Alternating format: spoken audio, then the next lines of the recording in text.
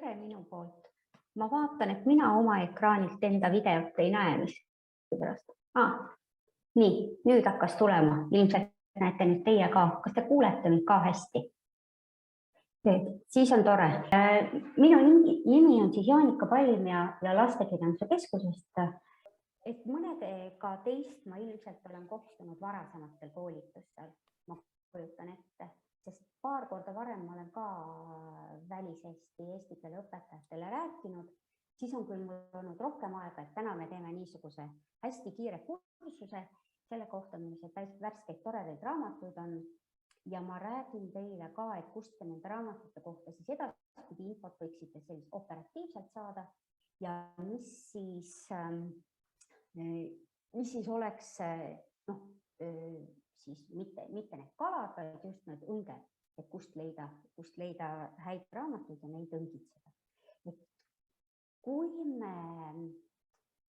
vaatame möödunud aastale tagasi, siis praegu on natukene vara, et teha selliseid pikki kokkuvõtteid selle kohta, palju meil raamatuid on ilmunud, millised need on, et need tavaliselt tulevad märtsi alguseks, aga sellised kiired arvutused näitavad ja osa raamatud ei ole meil keskusesse veel jõudnud, et Eesti algupäraseid raamatuid ilmus sinna 130 kanti, mis on mõnevõrra vähem, kui nüüd oli ülemöödunud aastal. Aga eks neid mõni aasta ilmuski nagu väga palju, et sellest ei ole nagu suurt hullu. Et tuuleraamatuid oli siis 5, proosaraamatuid oli siis enamus, 126. Nende seas olid nii kordustrükid kui ka siis need raamatud, mis esmakordselt on ilmunud. Kui seda laiemat pilti vaadata, siis enamus meie lasteraamatuid ilmub kõige väiksemale lugejale, ehk siis mudilastele on pooled raamatud, siis see ülejäänud pool jaguneb vanusegrupi siis 8-12 ja 13 pluss, siis selliste noorte raamatute vahel. Et võib-olla teie töös ongi kõige olulisem meeles pidada seda, et neid lasteraamatuid on hästi palju, teil on hästi rikkalikud materjali, millega töötada ja tõesti, et kui te ka, ma kujutan ette, iga päev, igas tunnis mõne loo ette loete, siis te ikka ilmselt ei jõua kõiki lugusid ära lugeda ja osa tuleb jätta lastele ka kodus töötamiseks või kodus pikemaks lugemiseks. Mõned raamatud sobivadki selleks paremini.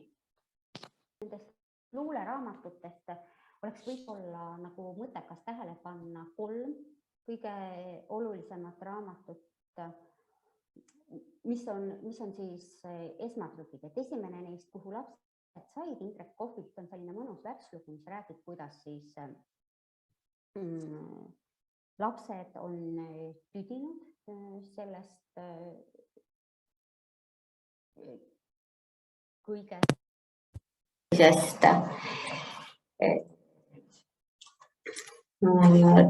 täiskasvanute kontrollist ning otsustavad siis lahkuda ja täiskasvanud siis vastavalt vaatavad, et proovivad neid lapsi linna tagasi saada. Et see on selline hästi tempokas, rütmikas ja tore teos.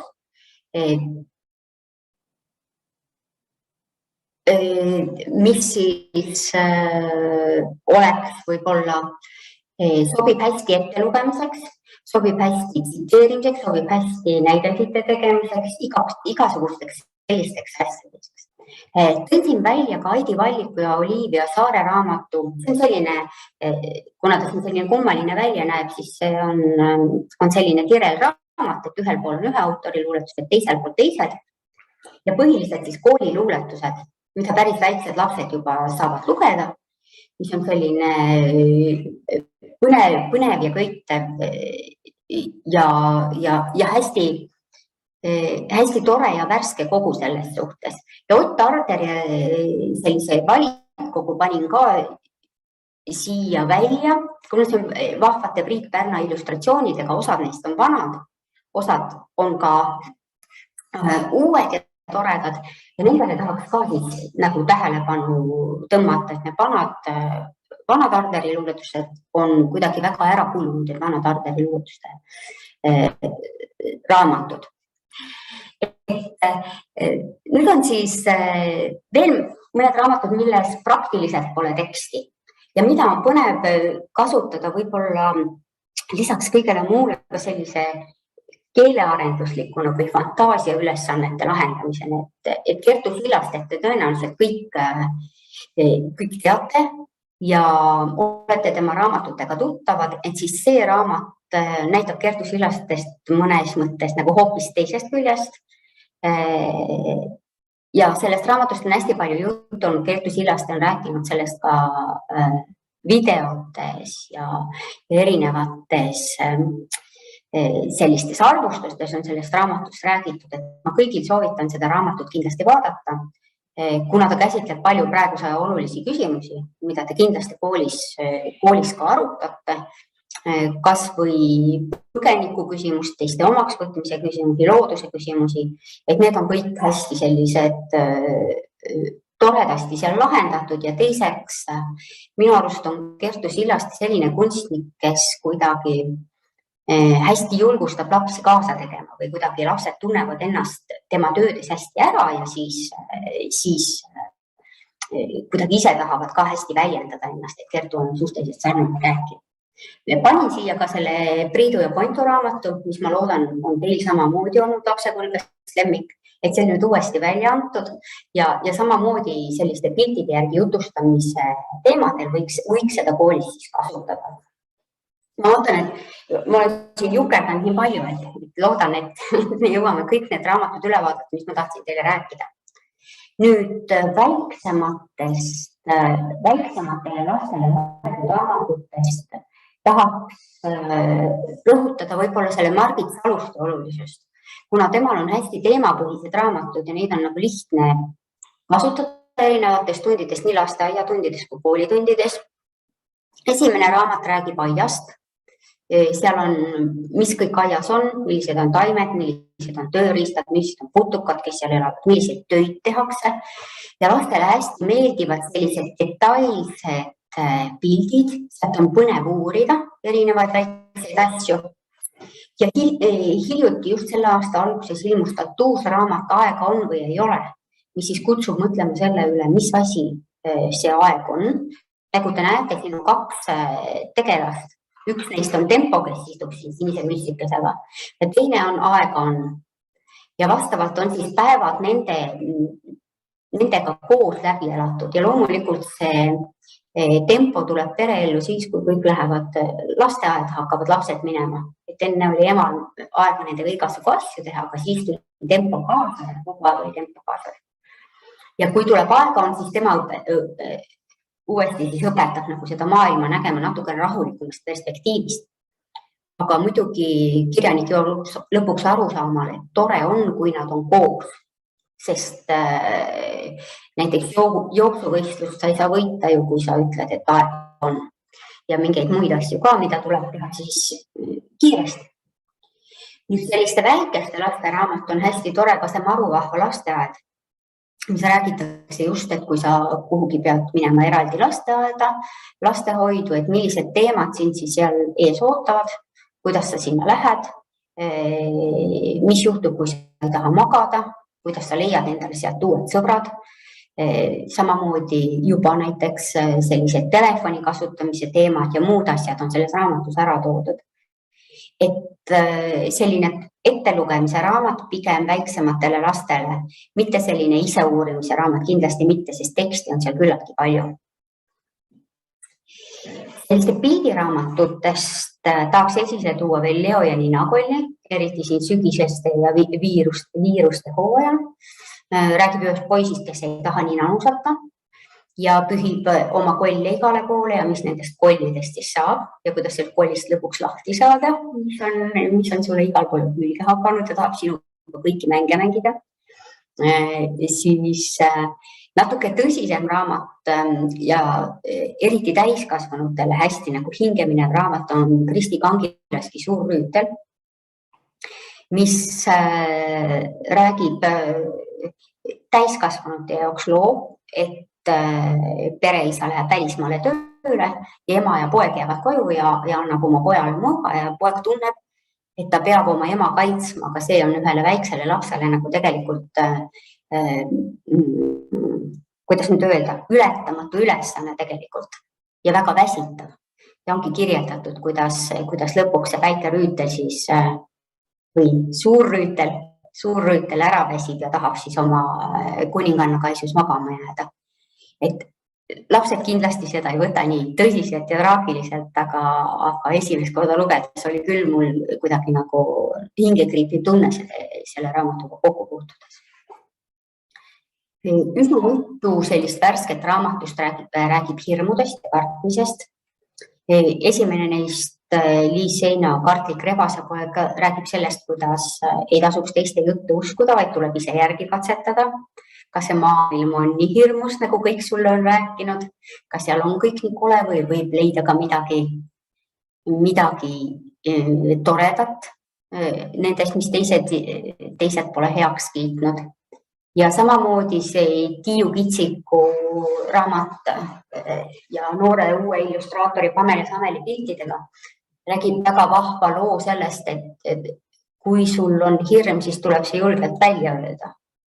Ja üldse oma selliste, mitte ainult hirmu kohta, vaid ka julgustab nagu kõiki teisi tundeid lapsel siis kirjeldama.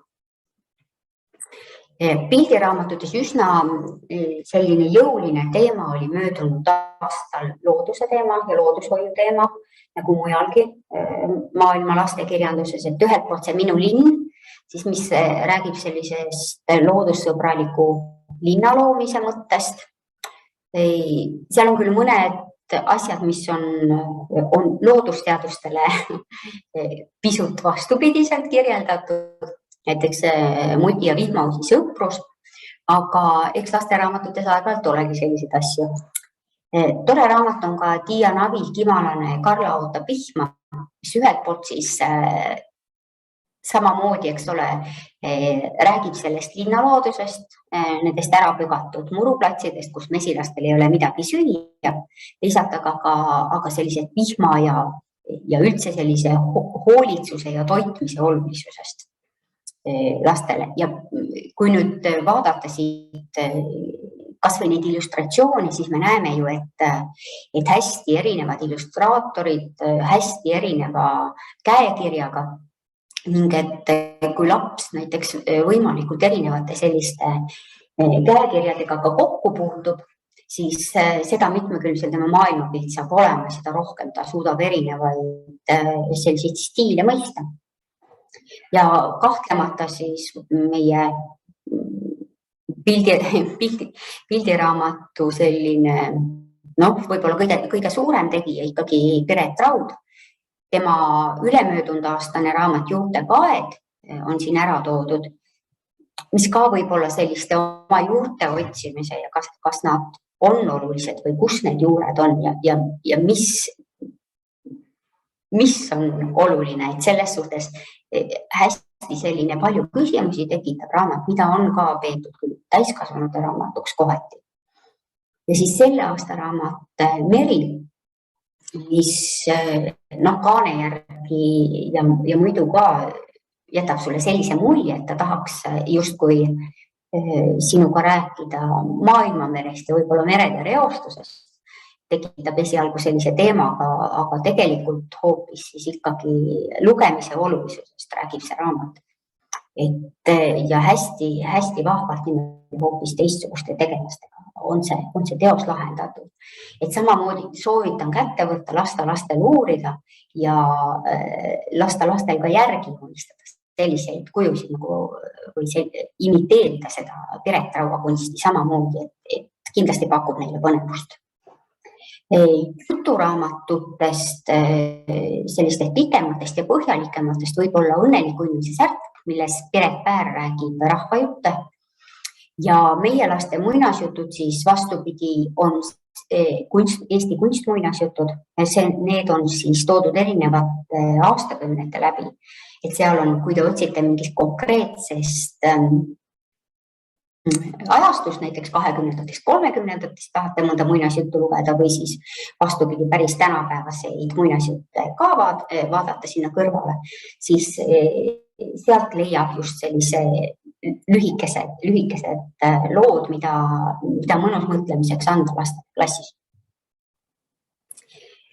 Nüüd lühilugude raamatutest olen ma esile toonud siin 3 raamatut, see Jaan Jänese Mängudoosiga ilmselt olete kokku puutunud. See on lihtsalt uute piltidega väljaanne, aga näiteks Markus Saksatammu Ulakas vorst ja nutitelefon või siis Maarja Kangro Susad ja teisi jutte on mõlemad sellised lustakate lugude kogumikud. Et ma arvan, et lastel sellist eripärast maailmapilti või natukene sellist lõbusam lugu tunnilõpetuseks lugeda on päris tore. See Markus Saksatamme raamat liigub üsna kindlalt läbi aasta-aegade niimoodi, et seal on näiteks selline vahva lugu vabariigi aastapäevast, emakeelepäevast, üsna mitu lugu tegelikult annab emakeelepäevaga seostada. Ja et kui on nagu võib-olla mõnda värsket tähtpäeva juttu vaja, siis tasub sealt otsida. See Susade raamat on minu arust moodustab sellise põnev terviku selle Maarja Kangro eelmisel aastal ilmunud raamatuga Isa kõrvad, milles räägiti siis sellistest kangekaesetest lastest ja sellistest natukene kuidas vaesed täiskasvanud pidid nende häbematute lastega hakkama saama, siis seekord on võib-olla natukene vastupidi, et siin on selline kirjaniku onu, kes ei oska kooli tulles käituda, siin on jõuluvana, kes ei oska külla tulles käituda ja see Susade teema tulebki sealt, et kuivõrd oluline on kirjutada õigesti, et jõuluvana kes sulle külla saabuks, ei tooks sulle susasid, vaid tooks ikka suuski, nagu sa oled temal palunud. Hästi lustakas oli seal veel, et keegi, laps, kes oli soovinud endale kommi, oli unustanud ühe emmi kirjutamata ja jõuluvana tõi komi üliõpilase talle kohale, ütles võta. Küsisid komit, said komi endale ja ole nüüd rahul. Et üsna sellised, täiskasvanud leiavad nendest juttudest rohkem nagu ka ilmselt Saksatamme juttudest. Aga selline tore naerutus ja Kangrol alati ka selline ühiskonnakriitiline hoiak on seal ometi sees.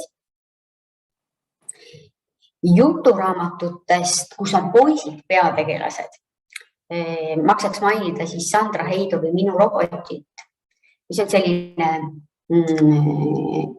hästi lüüriline lugu, mis kohati meenutab võib-olla sellist väikest Illimari tänapäeva maailmas, et poiss, kes kuuleb, märkab ja paneb hästi palju tähele ja räägib sellest kõigest siis oma robotiga, kelle ta on ise endale meisterdanud. Ja mingis mõttes selline, kuidas ma ütlen, üksildase lapse lugu, natukene nukker ja kurb ka. Ja kuidas ta ise otsib nagu oma teed selles maailmas. Algklassi poisiga on tegemist. Ja samamoodi selline algklassi poisi lugu on ka see Mäo kasside kuningas. Siin on pole tegemist võib-olla sellise üksildase teemaga, aga see on seotud tema kassi teemaga, et poisile on see kass väga oluline, sest saati, kui isa ja ema on lahku läinud. Ja kuidas ta selle kassi eest hoolitseb ja miks see kass tema jaoks oluline on ja kuidas kassil on oma käigud käia.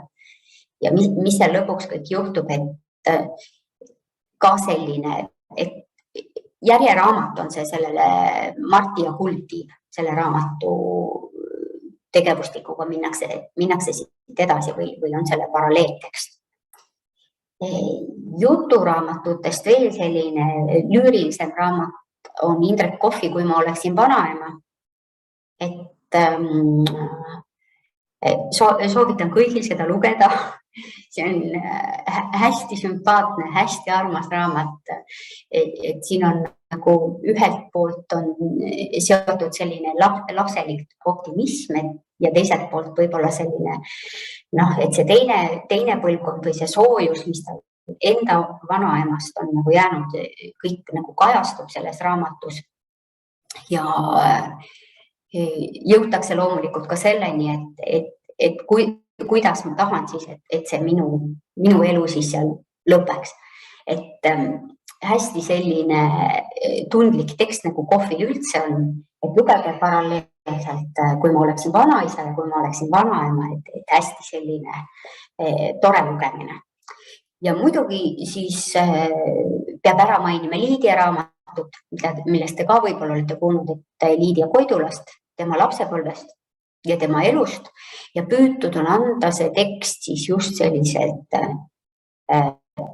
mõnes mõttes tänapäeva seisukohalt, ehk siis püütud tuua seda tegelast lastele hästi lähedale, aga samas ikkagi on kirjutatud kuidagi niimoodi, et see oma ajastu tuleb sealt hästi läbi.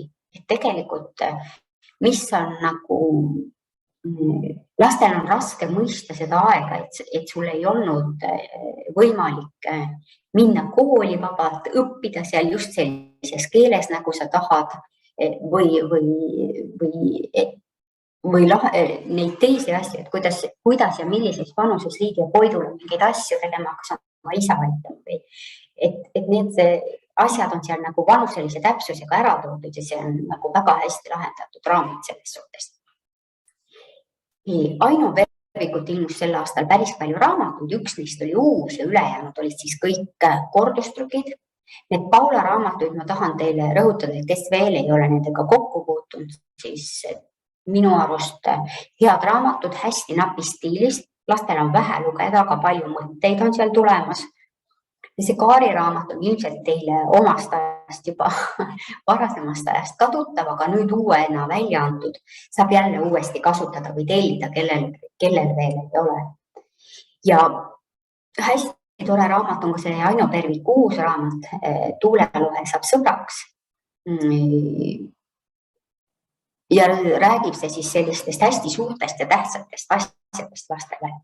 Et räägib vabadusest, räägib kodumaast, räägib pühendumisest, räägib igatsusest, räägib reisimisest ja paigal seismisest. Ja samamoodi nagu teiste Aino Perviku raamatute puhul, et see tekst on hästi kontsentreeritud, ta on lihtne, sõnad on ära selgitatud, aga ometi see sisu seal taga on suur. Et selles suhtes Aino Perviku väikelaste raamatud, olgu need siis kas sarjadena, nagu on need Paula raamatud või Tirilina loo raamatud või mingid muud, ma soovitan väga koolis kasutada, et selle põhjal, et sul on nagu vähe lugeda, aga sa saad sellest raamatust palju. See pikemat teksti ja sellist natukene lustakamat maailmale lähenemist pakub siis Enno Tammeri Tainast tuli välja. See on selline jõululugu, fantaasialugu, mis räägib siis, kuidas ühes peres hakatakse jõulukringlit küpsetama ja see tainas kerkib liiga palju ja mis selle tainaga siis saab.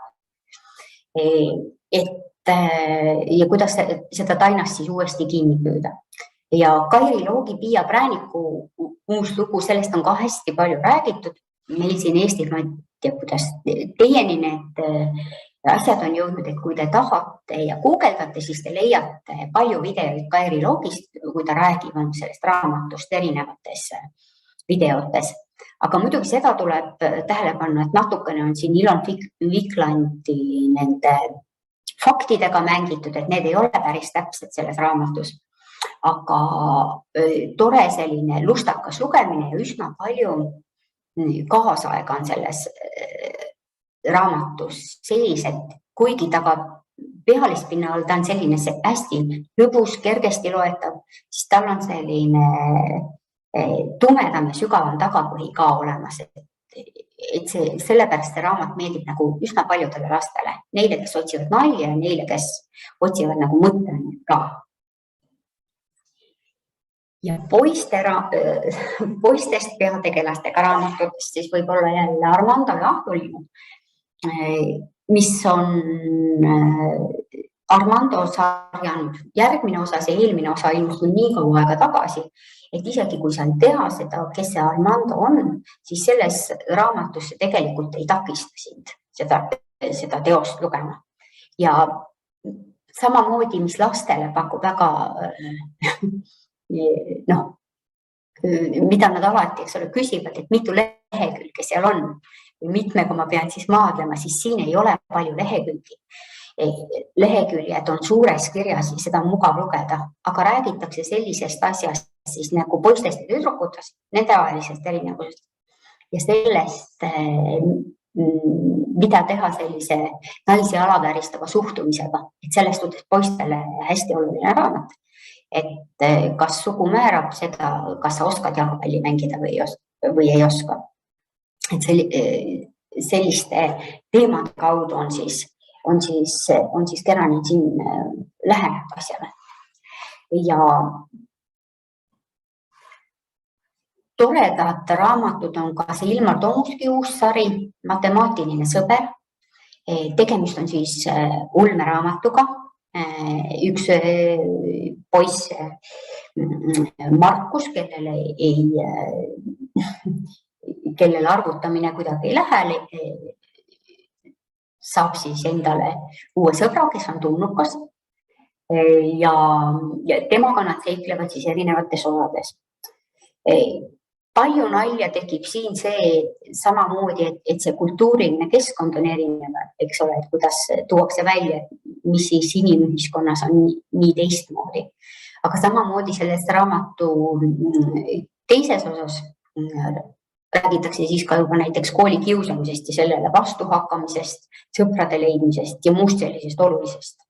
Et soovitan, Ilmar Tomusk on hästi keeletundlik kirjanik ja mõnes siin raamatus võib-olla ei ole, aga piltlikke väljendeid on tema raamatutes üsna palju, nagu siin järgnevates näiteks, eriti selles Kops läks üle maksa. Siin on kõik lood üles ehitatud ju piltlikele väljenditele ja just need, kes tahavad emakeele päevaks sellist lustlikku lugemist, võiksid sellest raamatust võtta.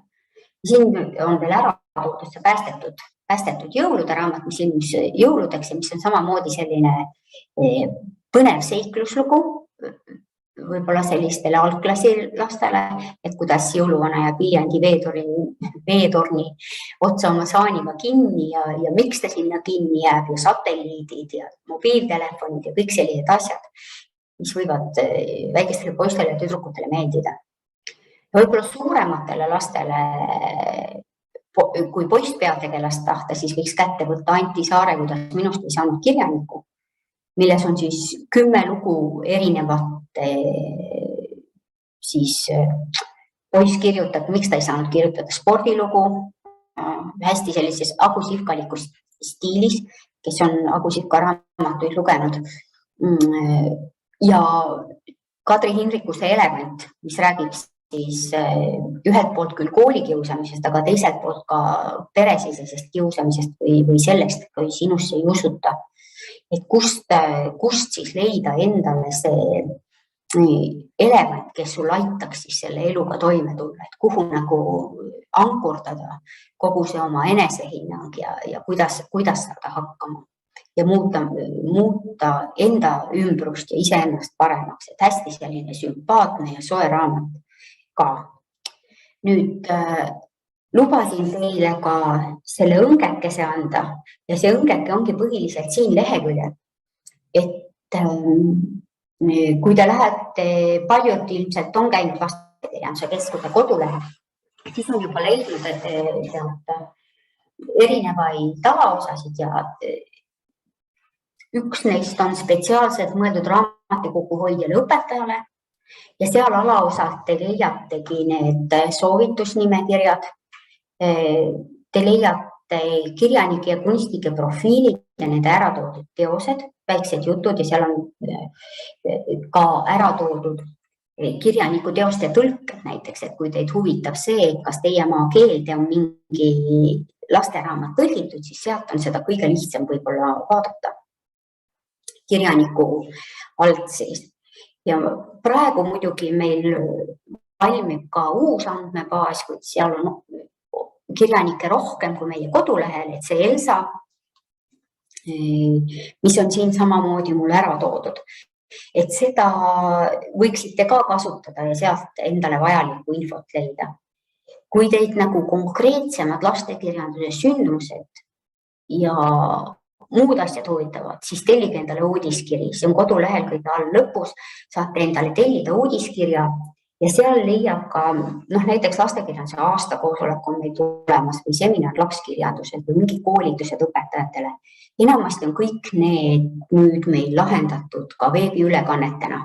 Et teil on võimalik neil kõigil osaleda ja meie koolitused on enamuses kõik tasuta, et nende eest raha ei võeta.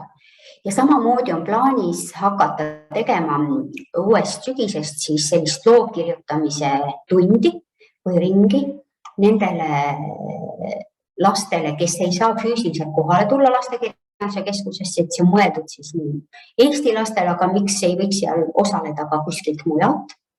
Ja selle kohta saab samuti siis infot, kas siis meie uudiskirjast kuulutatakse välja, et tulge ja registreerige sinna oma lapsi. Saab siis koos need lookirjutamise ringid on hästi populaarseks kuidagi läinud, et meil alguses oli meil 1 ring, nüüd on meil 2 ringi ja siis plaanitakse nagu jälle järgmist teha, et kuidagi lastele need ülesanded, mis nad seal teevad, pakuvad võib-olla sellist põnevust ja nad tahavad neid teha, et selles suhtes meie õpetajad on meil Liis Sein ja Kätlin Painola, kes on nagu hästi toredad ja hästi vahvad ja oskavad neid tunde loominguliselt läbi viia.